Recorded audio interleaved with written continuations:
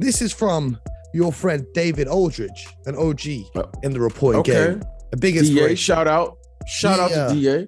He is reporting that for the first time in a long time, sources close to Bradley Beal indicate that he is not rejecting the notion of a trade, even though his preference is to remain with the Wizards. Now, this is of note because Bradley Beal, of course, said for the longest, I don't want to get traded anywhere. I want to stay in Washington. I remember listening to Bradley Beal a couple of years ago, and he was talking about when he played against the Mavericks one year on the road in Dallas, and this was Dirk Nowitzki's final season. And they had the silhouette of Dirk on the hardwood as part of the celebrations for his final year. He said, look, I walked in the arena and I saw that, and that's the kind of legacy I want to build for myself here in Washington. But the Washington Wizards, they know his contract's coming up to expire. They did a great job of putting pieces around him. They brought in Spencer Dinwiddie, Kyle Kuzma, Montrezl Harrell. They started the year on fire, top of the Eastern Conference. Now they're down in 12th position. They've lost their last 6 games, 3-7 in their last 10. It's not looking great. So Bradley Beal is now open to a move out of Washington. What are your thoughts on this, BJ? Well, I think it's something that the team has to consider and Bradley Beal has to consider. Why? Everyone wants to talk about and build a legacy, but they forget one thing. You got to win. You have to win. And it looked great for the first month of the season because they were winning everything. When I say win, not just win regular season games. There's been a lot of players that have won a lot of games during the regular season.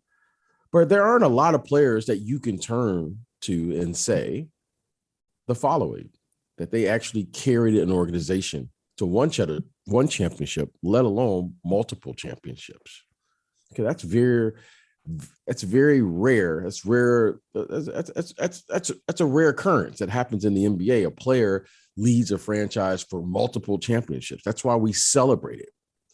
That's why in your generation, they start saying GOAT. Everything is the GOAT, right? Everything is okay. In order to be in that conversation and have a legacy and all of those things, have your name on the court, you got to at least win one championship.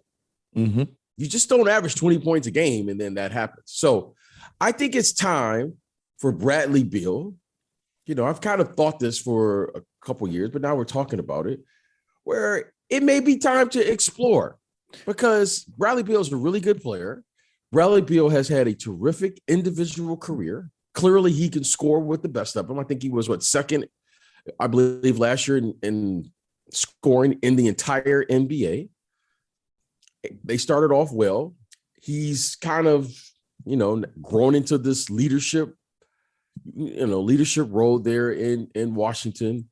We've seen his career continue to grow and make progress. But if he's going to win a championship and play at the highest level, maybe it's time for him to explore another opportunity or the team to explore another opportunity. And maybe at the end of that, maybe they determine that it's best, both may determine, or one or the other may determine it's time to move on. But this is the NBA and we'll see what happens. I'll tell you this right now. Now, this is just my opinion. It's not coming from a source inside the Wizards organization. It's from what I'm seeing from the outside looking in. The Washington Wizards are terrified right now because they can offer Bradley Beal a 5-year, $242 million extension. That's $60 million more than any other team can offer. But they fear that Bradley Beal may take this deal and after a season demand a trade having signed that deal. That's the fear because they've seen it happen now with Ben Simmons, with signing a big contract and immediately demanding a trade. And they're scared that if they can't become competitive, that the same thing will happen to them. Bradley Beal will say, listen, I'm tired of losing, tired of not making it to the conference finals, to the NBA finals, to the championship. I want to get out of here. So for the Washington Wizards, it may be in their best interest to trade him now before they have to sign him to that massive extension that's pending in the offseason. Now, one trade that's been floated around and is being talked about recently is about Domantas Sabonis of the Indiana Pacers. So you compare the big man Sabonis with Bradley Beal. It gives him a fellow all-star caliber player to play alongside. They've got some young pieces and picks that they can give to Indiana in exchange for Sabonis. And that's kind of what they're looking to do, reportedly, to keep Bradley Beal happy, to make the team more competitive. And word has trickled around the league that Bradley Beal would welcome playing with Sabonis, but he hasn't actively encouraged the Wizards to acquire him. So let's say, hypothetically, if that trade was to go down, Domantas Sabonis joins the Washington Wizards. Domantas Sabonis and Bradley Beal. For who? Who are you going to trade? Well, I've got it written down here. The Wizards are to offer something similar to what the Chicago Bulls traded for Nikola Vucevic this time last year. So it could be one of Rui Hachimura or Denny Avdia or Corey Kispert, the first round pick from this year. Denny Avdia, promising young player. Rui Hachimura, a very promising young player.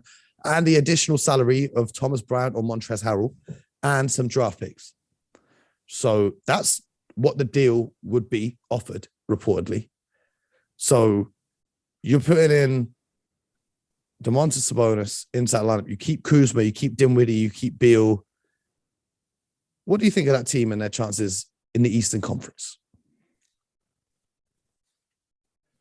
Well, Mo, I hear all these trades, and for better or for worse, I've been in these organizations, and it's very tough to make a trade, right? Everyone says there's two sides, but it's really three sides. It's your side, of course, which you want the best deal for you. That seems like a pretty good deal if I was the Washington Wizards. Yep. So clearly, this is a Washington Wizards spin, right? If I was the Washington Wizards, I picked up Sabonis. That's a pretty good deal. I keep Bradley Beal. I keep Kuzma. And I just keep adding. That seems like a pretty good deal. Okay, so there's the Washington Wizards side. There's the Indiana Pacers side. And then what we call the truth, which is the deal. There's three sides to the story because you got to make a deal. And anytime I was involved in a situation where it was a good deal, it was never what I wanted. It was never what they wanted. It was always like, we got half of Sabonis. We didn't get all of Sabonis. We got half of Sabonis. And we gave away something really good too. So it's kind of like one of those deals. If you really make a deal, that's how a deal works. Yeah. A great deal is when you throw something in and it turns out to be, like for the Boston Celtics, it turns out to be Isaiah Thomas. Yeah. It's like, well, I was over here. Yeah, you were doing this over here. You didn't really get what you wanted. And then they were like, yeah, we'll throw this guy his salary in because we're, basically what you're doing is most of the deals that you see today are just really transactions. They're just transactional trades, right? I'm just taking my contract if it's a 1-year deal and moving it for your 1-year deal or vice versa. As you were saying those deals, as we were talking about Bradley Beal, I began to think about the following. Bradley Beal, we talk about winning and we talk about the basketball business, right? We're talking about the basketball of this trade with Bradley Beal, for instance. But everyone forgets the business of basketball. Bradley Beal's not doing this just because he wants to win, regardless of what he says. There is a financial component here, ladies and gentlemen, that we call it. No one talks about. We call it secure the bag. Yeah. In most terms, it's called securing the bag. Okay. Mo has a term for this. Now, in the end, the win for any player or any person is to be paid, or it used to be, maybe it's different now, but it used to be where players used to want to get, compensated as much as they can, as they should. The team wants to get compensated and make as much as they can, as they should. All these teams now are worth $1 billion. The league is continuing to grow.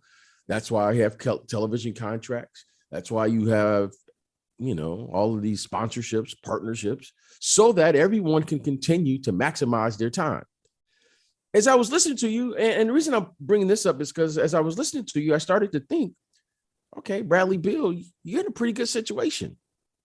Like, you're in line, it appears to be on the outside, to be able to maximize, again, with the Washington Wizards, possibly another max deal. Yep. If things don't work out there, Bradley Beal is well respected around this league. Shooting is highly regarded around this league. Bradley Beal has put in enough, in my opinion, he's put in enough good credit to where if things don't work out there, I'm sure, it'll be tough, but they'll find some combination of player or players to move if he wants it and things don't work out a year or two. But if you begin to move at this stage of your career, my answer is why? Where are you going? What you doing? You want to go to free agency to be wanted? But what are you trying to do here? What are you trying to do? So, and the reason I'm bringing this up is because you're not just going to bring Sabonis in, because I'm sure of this. Sabonis is looking to get maxed out.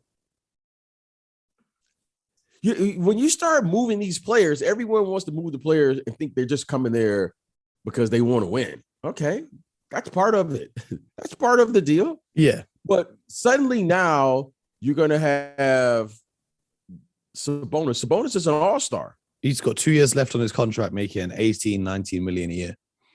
Whoever acquires Sabonis at this stage, let me give you the unwritten rule. You better be prepared to pay him. Yep. And he's only 25. So, when that deal expires, he's going to be 28. He's not looking to take a pay cut at 25. Nope. He's looking to come in and demand what is he averaging, around 20 and 10 or something like that? Yeah, about 18 and 12. Okay. He's looking to command what that means. And what that means is if you trade for me, well, okay, I'll come as long as you agree to do X, Y, and Z. But I'm not trading for you with a year left on your deal and then for me to just walk out as an unrestricted free agent. Yeah. That's not happening. Well, the Wizards are also looking reportedly to trade Spencer Dinwiddie, who they recently signed to a 3-year contract in the offseason. And I feel like we have to talk about this because it's the trade season. It has to. If you are the Wizards and you feel like, yep, fair enough, Bradley Beal might stay and sign this massive contract and Sabonis could come and you have to sign him to a contract. Could you not look to say, okay, we're going to move Bradley Beal before we have to pay him that massive extension and look to rebuild or go in another direction? Would you be ringing up the Philadelphia 76ers and saying, we know you're waiting for James Harden, but that might not happen. We can offer you a sure thing in Bradley Beal and we'll take back a 23-year-old all-star point guard? I think you could do that as long as the players agree that they are committed to the organizations that they're discussing. But more importantly for Philadelphia, Philadelphia has to have a partnership with Joel Embiid. Yeah. And whatever they decide to do. Now, if Bradley Beal has notified the team, that's a big if. We don't know that. And, rumors are great, but let's be responsible as we are talking about this. If Bradley Beal notifies the Washington Wizards that he is not going to sign there and it is in their best interest, the Washington Wizards have to immediately ask Bradley Beal the next question, which is, where do you want to go? Because the other teams, believe it or not, Mo, are not going to sign for Bradley Beal unless he's if they don't have staying. It's saying, there you go.